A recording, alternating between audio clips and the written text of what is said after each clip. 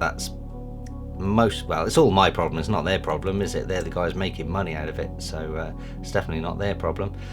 I would love to hear your thoughts on the Moog Matriarch. I was wondering, now that you had to get an iMac for music production, maybe do a video on how it performs in Bitwig and Ableton. I'm curious about the iMac Pro with Bitwig specifically. Have you tried the new Bitwig Beta? P.S. We should get your mum and my mum together. Have you seen the Elk Audio OS and development boards?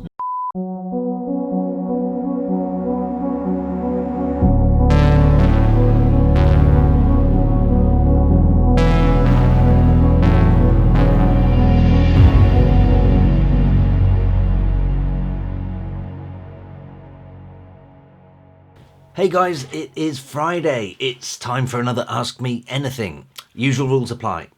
Ask me anything you want below this video and I'll get back to you in next week's video.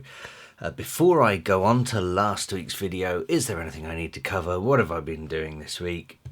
In all honesty, because I've got the new iMac, I decided to fresh install everything because my Mac Pro had at least 10 years worth of gumph in there, so I decided to do a fresh install of everything.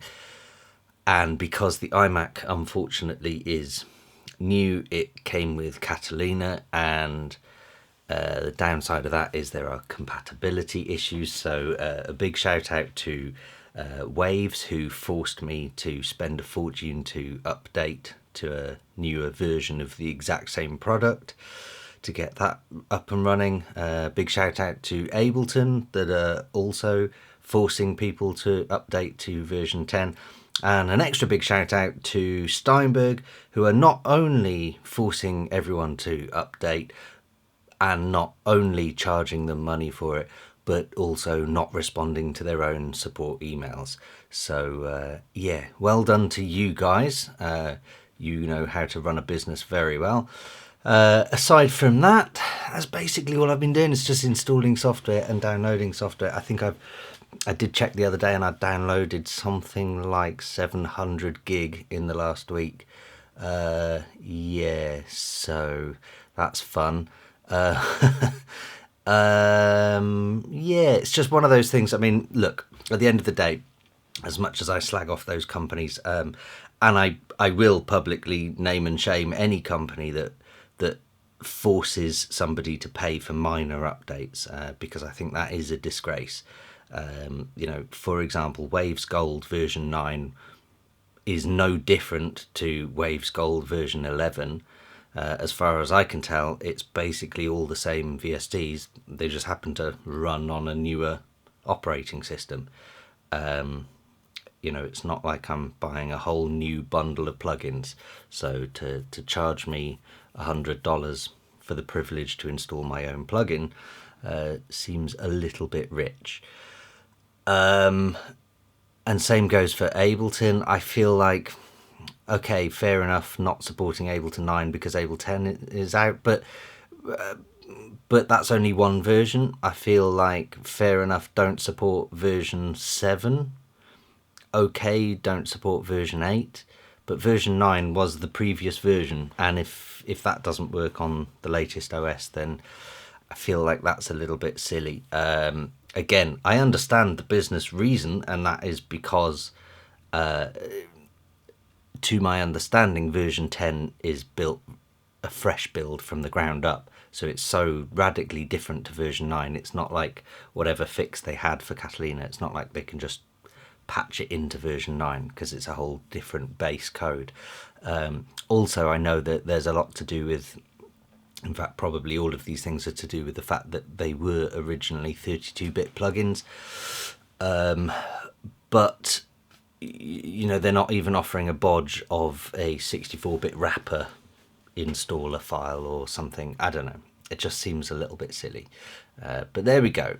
That's well, it's all my problem. It's not their problem, is it? They're the guys making money out of it, so it's definitely not their problem.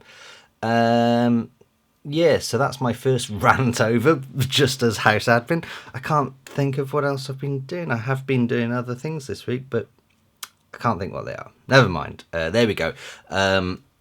Yeah, so this has, the one thing I wanted to mention as well is that this has not put a dampener on the Hackintosh idea. I still am going to be doing the Hackintosh, even though the iMac is kind of answering the questions I had in the first place.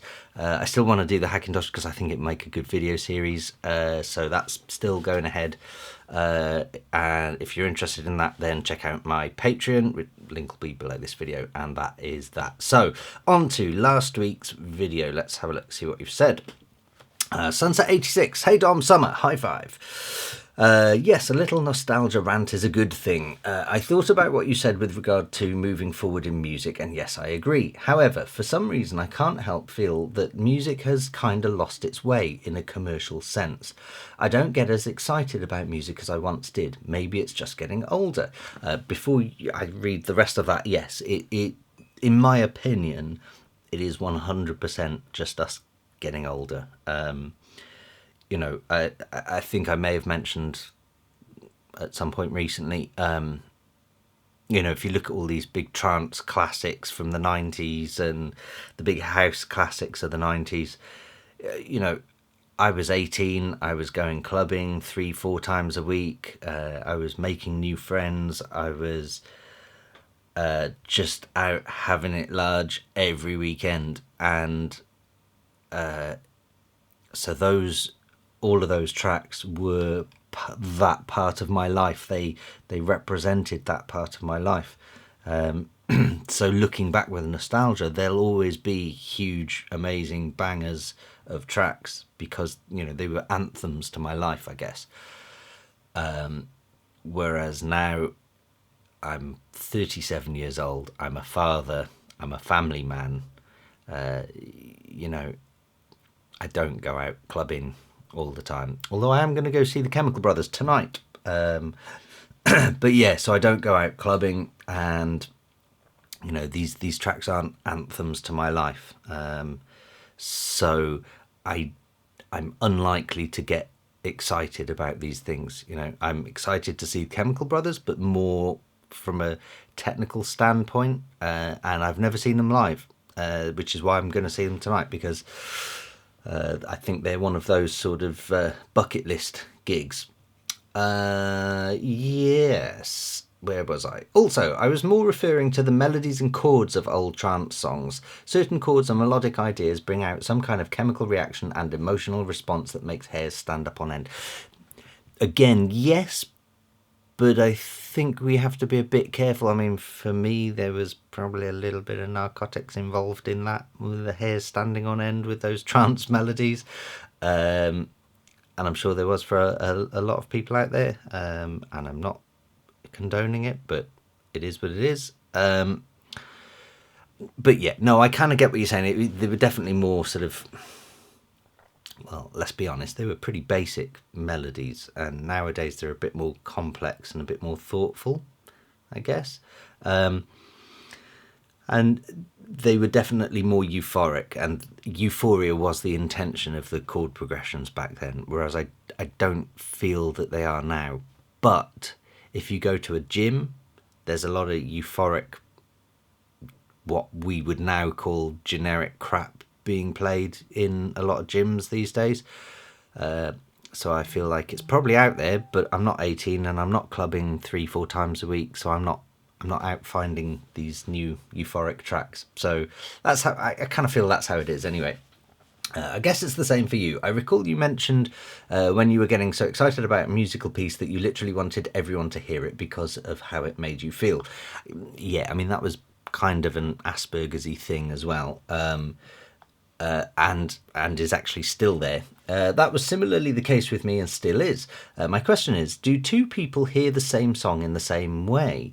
I mean, do they have the same reaction? It's weird, as some people do not get the magic vibe, whereas other songs they don't, if you get what I mean. Sorry if I'm ranting on with deep analytic rants. Have a great weekend. I like your rant. Yeah, I mean, so I think that the quick answer is no. I don't think two people ever hear the same song or the same song in the same way. I know that there are some pieces of music that have made me burst into tears uncontrollably, unexpectedly. Just I've heard a certain chord progression. In fact, BBC David Attenborough Blue Planet 2, I think the theme tune to that, I I've I loved the first time I heard it, and I think it's a super emotional piece of music. And I remember the first time I decided, you know what, I'm going to have a listen to that in the studio rather than watching the documentary. And I put it on whatever, Spotify or whatever, and I put it on full blast and listened to it and just uncontrollably burst into tears. It was unexpected. It's just that's the reaction my body had to the music, or my brain, or whatever it is. Whereas I'm fairly sure for the vast majority of people that wouldn't happen. It's me being weird, but the point is that different people have different reactions to these things. But I guess there are groups of people who have similar reactions, if that makes sense. So yeah, that's my view on that. I like it. I like thinking about stuff like that, though. It's like the question of, is the colour red I see the same? Are you processing the same colour red? If we're both looking at something red, what I call red might be what you call green. But we would never know, because if red and green was swapped in my eyes, I would call what I see as red, red. Just because it's your green, it's I like that. Yeah, anyway. David Rink, I would love to hear your thoughts on the Moog Matriarch Summer. High five. Do you know what? I was looking at Moog recently,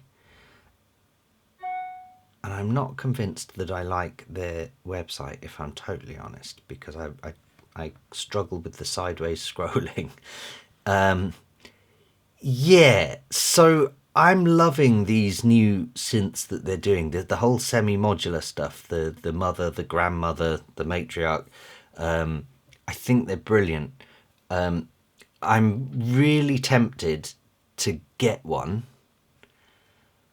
And every time they bring one out, I keep thinking, that looks like a lot of fun. And I keep thinking that looks like it's something I'll enjoy using and enjoy the process of creating with. And I was at one point hovering over the buy button for the 3-tier grandmother, or mother 32, sorry, for a 3-tier mother 32. And then for one reason or another I didn't, and then they announced the one, and ever since then I've kind of had my heart set on that. And obviously I don't have a spare 5 or 8 grand or whatever they are, but man, what a synth. So yeah, I love the look of the matriarch, and I think if you're not interested in the one, or if you've just got loads of money, then by all means get the matriarch and the grandmother and the mother, and plug them all into each other. Go nuts. Just use all the CVs. I think that, that sounds amazing. And obviously, I'm a huge fan of Moog, having worked on their synths for I don't know how many years. The build quality is like nothing else on earth. So I would always recommend Moog synths. But for me personally, I have my heart set on the one, and I kind of feel like if I was to buy something like the matriarch, I'm kind of delaying getting the one. So that's how I see it. There we go. Zombo. Hi, Dom. Was wondering now that you... blah, blah, blah, where am I? Sorry. Hi, Dom. I was wondering now that you had to get an iMac for music production, maybe do a video on how it performs in Bitwig and Ableton. I don't know what a benchmark for music production would be. Maybe open 100 instances of Serum with maximum voices or something. As always, thanks for replying, and have a great weekend. You too. Yeah, so... I kind of struggle with. I've seen people do that before, where they open up 100 instances of whatever serum or whatever, and I think, okay, that's all right, but actually, it doesn't really answer the real world questions. So, the big thing that I keep having to tell people is that my old Mac Pro, don't get me wrong, was a beast. There's no denying that. It was, bearing in mind it was 11 years old, something like that. It had 32 gig of RAM. It was 8 cores, but 8 virtual cores on top. So it was kind of a weird, because it was the Nehalem processor. It was, I can't remember how many gigahertz, but 2 or 3. It wasn't hugely fast. 1 gig of graphics. It wasn't a huge amount, but again, back in the day, it was an absolute beast to have 1 gig of graphics. But the important bit is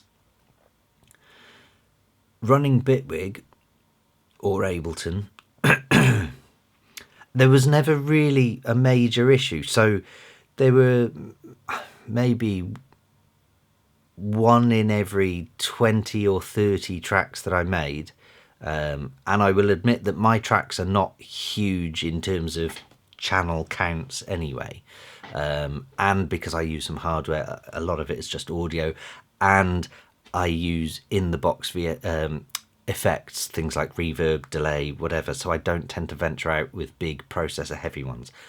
So I have to put that caveat on my caveat. But my Mac Pro never really struggled with processing my productions. I think, like I say, one in maybe 20 or 30 tracks, there would be a channel in there, or a VST in there, or a preset, I should say, within a VST. And I'm sure you'll all know what I'm talking about. There's one in Serum, there's one in a bunch of like different Oberheims. There's always 1 or 2 presets in every synth that just, there's definitely several in Lush 101.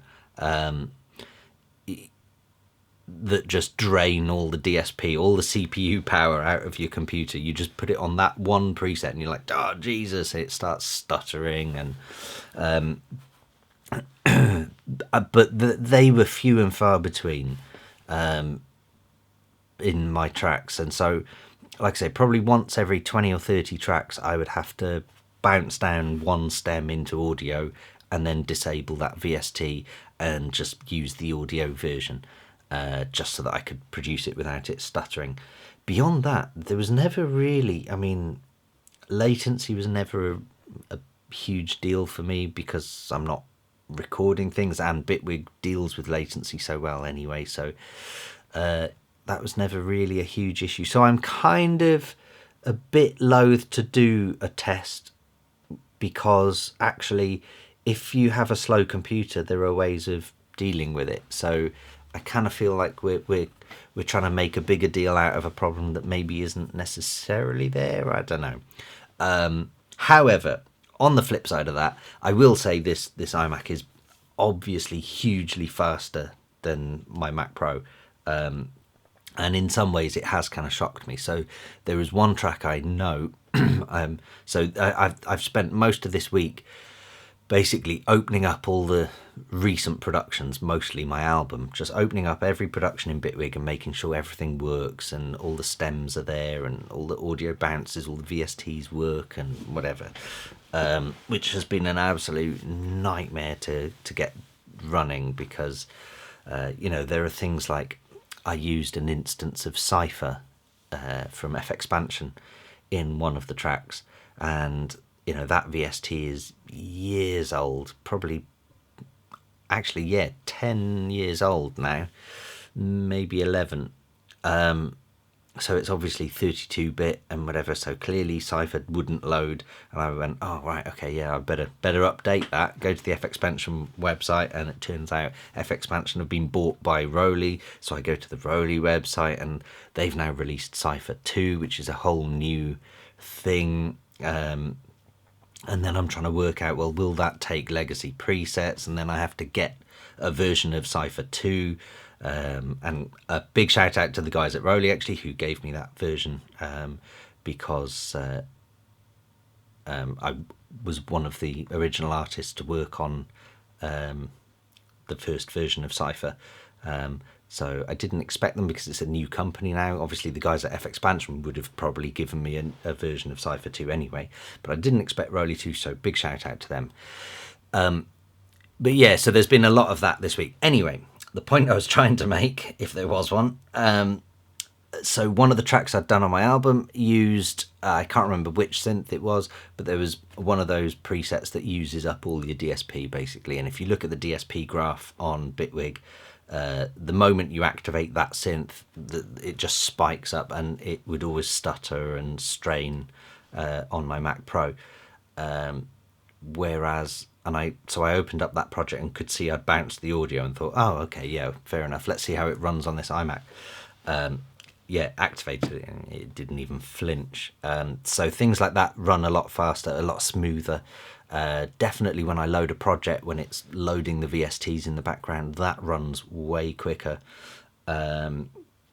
The video exporting, doing these AMAs now, so I did one last week, obviously, and exported, I think last week's video was about 40 minutes, and it exported in something like 4 or 5 minutes, whereas that would have taken an hour to an hour and a half on my Mac Pro. So stuff like that is, or in fact I couldn't do it on my Mac Pro, I was doing it on my Hackintosh, but even then it would have taken an hour to an hour and a half, and I think that's a 1060 graphics card in there. So yeah, who knows what's going on, but yeah, this is definitely a lot faster. I will consider doing but so okay, back to your original question. So what am I comparing it to? I guess that's the big question. And also bearing in mind, this isn't the brand new iMac. I bought this secondhand. This is 2017 iMac. I'm sure the newer one is even better again, but I kind of figured, first of all, you'll all know my ongoing feud with Apple, so I didn't really want to be handing them over my cash. I'd rather give a second-hand owner the money. Second of all, I'd rather save money, because I don't have money to be throwing at iMacs, brand new ones, and they are ridiculously expensive. They start at $2,500, and that's just for a base model in the 27-inch version. So yeah, so let me know, because I'm guessing you don't want me to. Maybe I should compare Bitwig and Ableton and put them against each other. Maybe, I don't know. I'll think about it. The other thing that I need to mention is I have yet to have spent money on upgrading Ableton to version 10, because I don't really use Ableton other than doing the odd tutorial video here and there. So at the moment, I haven't put any money down on Ableton, because I've had to spend so much on upgrading all my VSTs and everything. So there we go. Daily Patcher, Summer, High Five, and +1. I'm curious about the iMac Pro with Bitwig specifically. So it's not an iMac Pro, it's just an iMac. I've gone the Mac Mini route. I figured Bitwig wouldn't play so nice on a high-res display, given it doesn't use the GPU for rendering. It would have been lovely to have lovely having a screen that gorgeous, though. So yeah, on that note, yeah, like I say, I did mention in the last couple of minutes ago, it's a 2017 iMac, so it's not the iMac Pro, but it is the i7. In fact, I'll read you out the spec about this Mac as we're here. We're all in this together. Let's have a look. So I've just got rid of it now because I clicked the more button. There we go. So it's An iMac Retina 5K 27-inch 2017. The processor is 4.2 gigahertz quad-core Intel Core i7. Now, I specifically went for the i7, not the i5, because I just felt like things like Bitwig using CPU cleverly, I wanted that to be quite fast. Memory 24 gig, random number, 24 gig of 2400 megahertz DDR4. I mean, again, my Mac Pro had 32 gig, but that was like 1000 megahertz DDR nothing. So yeah, so that was slow. Graphics, all important graphics, and this is why these AMAs have suddenly become way quicker to export, is because I went for the graphics to be the Radeon Pro 580, 8 gig of graphics. So I've gone from 1 gig of was it Intel graphics? No. NVIDIA. 1 gig of NVIDIA graphics to 8 gig of Radeon Pro. So yeah, that's why it's gone so much quicker. Yeah, and that's probably all you need to know, I guess. It's got a 500 gig hard drive, SSD, which is a bit of a nightmare because I had 4 terabyte bays and 1 250 gig SSD as the boot drive in my Mac Pro, and because they're all interlinked bays inside the machine, they're not considered external drives, so you can symlink between drives and and trick your computer into thinking your documents folder or your desktop is on the same drive when actually it's on a different drive. So I was able to sort of split it up and RAID it all nice and easy. With the iMac at the minute, I've got 500 gig boot, and I'm putting everything else on an external normal hard drive, which I feel is a bit silly, but I'd like to do SSD, but they're crazy money at the minute, so there we go. So that might slow me down. It's not going to slow me down to any point of being even nearly as slow as the Mac Pro was. So it's kind of tricky, and this is why I'm sort of going back to Zombo's question about comparing the Mac Pro and the iMac, and there are so many variables in any given setup. I think this is the point I'm trying to make, if I had a point. There are so many variables in a computer setup that, things like the speed of the hard drives and whatever, they're a factor to consider. And not only should we be measuring speed of use, but ease of use. And there's two fundamental issues there, because with my Mac Pro, I had PCIe, so my UAD2 DSP card could run easily. Now, I don't have any PCIe, so running UAD2, which I did on a lot of my projects, it's gone. I've got no choice. I can't use that. Not only that, if I want to use UAD on the iMac now, I have to get a Thunderbolt version. And the Thunderbolt version is about £600. So, or alternatively, I could buy a Thunderbolt to PCIe caddy, and they're about £300. But then I'm spending £300, and I've got old UAD2 Duo tech, or I double it to £600 and have brand new UAD quad tech. So again, those two things are not really comparable, even though you could measure the read-write speeds of PCIe versus Thunderbolt, and you could measure everything in there. But actually the ease of use and the cost of use and everything then just kind of muddies the waters. So again, the Mac Pro, yeah, it's on crappy old hard drives and a crappy old processor, but it's all integrated, so it's a piece of piss to use. The iMac, it's got a super fast SSD and super fast processors, but actually is running all my samples off an external crappy old hard drive, which I could upgrade to an SSD, which would then speed everything else up. But I've also lost a peripheral in the back of the Mac, so that's kind of why I'm loath to do videos on comparing setups. I will, with the Hackintosh, sort of give a rough idea of that it's capable of doing whatever, because I think that's important, that we just need to know that the Hackintosh is capable of running decent music production software, hardware, whatever. But outside of general, does it run? I think it's going to be a bit tricky to compare, unless somebody has a spare 10 grand to buy identical setups and in lab tests and whatever. Anyway, moving on. We did Zombo, did Daily Patcher, I think. Oh, and you mentioned the screen. Yeah, the screen is gorgeous, and I hadn't quite factored that in when I bought it. I mean, obviously, I knew it was a 5K Retina screen, so I knew it was going to be good, but it just wasn't. It was the least of my concerns, even though I do love. Sorry about that. The camera reset.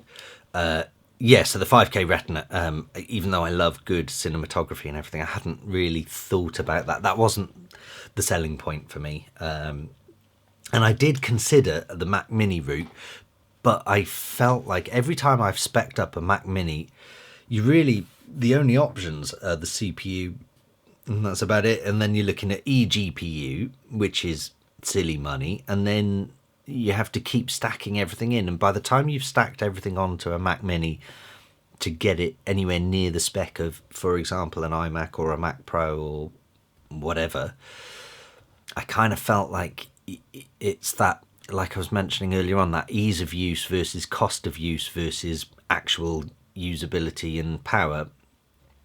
The ratio just doesn't quite stack up for me, because I felt like every time I spec'd up a Mac Mini, the price was getting so close to being, I mean, it was expensive, basically. It was a lot of money, not expensive, but it felt like it was a lot of money. And every time I spec'd it up, I can't remember what the prices were, but I remember I would keep getting to a point where I'm going, well, if I'm spending that much, I may as well spend the extra and get X, Y, and Z. So the Mac Mini just kind of kept outselling itself, basically. Cavalcade. Oh man, where did Friday come from? I was sure it was Thursday until I saw this pop up. Anyway, enjoyable AMA this week and last as per. Street and Summer, high five and high five. They're up to date now. Quote of the episode, smashing out the Gabba Techno is probably not the way. Perhaps a good rule for every situation in life. The question I meant to ask for last week's AMA: have you tried the new Bitwig beta? If so, what do you think of the updates? You are talking about 3.1. I have the beta. I have not installed the beta. As I explained earlier in this video, I've been installing updates, and I just kind of felt like, you know what? Running a beta version on this is just not, it's not what my head isn't there yet. I'm not in a position to be able to run beta versions because I kind of needed to get all of my tracks from my album up and running, which, by the way, I got literally yesterday. Last minute, I think I opened the last track of my album, the last project file of my album, and managed to get everything working, because of course I've had to move all the internal audio files and sample libraries, and all the VSTs have moved. Everything's moved from a Mac Pro to an iMac, so it's different architecture, different layout and structure. So yes, it's been a bit of a nightmare, but I have got there now, so the album is working. P.S. We should get your mum and my mum together. She's 68, and exactly a year ago we were both right at the front barrier watching John Hopkins banging out some proper techno. Awesome. She loves music of most types from all eras, but particularly 90s to current dance music, and always says she was born in the wrong era. Yeah, it sounds like your mum and my mum would get on very well. Yeah, so there we go. Jockamaya, Summer, high five. 2 questions. Have you seen the Elk Audio OS and development boards? No, I haven't. By development boards, are you talking, what are they called, FPGA, FGPA boards? Looks like a way for synths like Serum could become hardware. Do you ever listen to the Sam Harris podcast? Right, so Serum becoming hardware, that's pretty cool. I'll be totally honest, it is up my street, but it's one of those things like the Arduinos. I think I mentioned this on a different in a different category the other week. I was talking about Raspberry Pis and Arduinos and smart home stuff. Same rules apply with hardware, synths and stuff. So I have an engineering degree and am somewhat-ish competent in electronics. I know how to design a PCB, print a PCB, solder everything onto a PCB, whatever. All of that I'm okay with, but I kind of don't like it. So when it comes to hardware development, DIY, modular synths even kind of come into this bracket.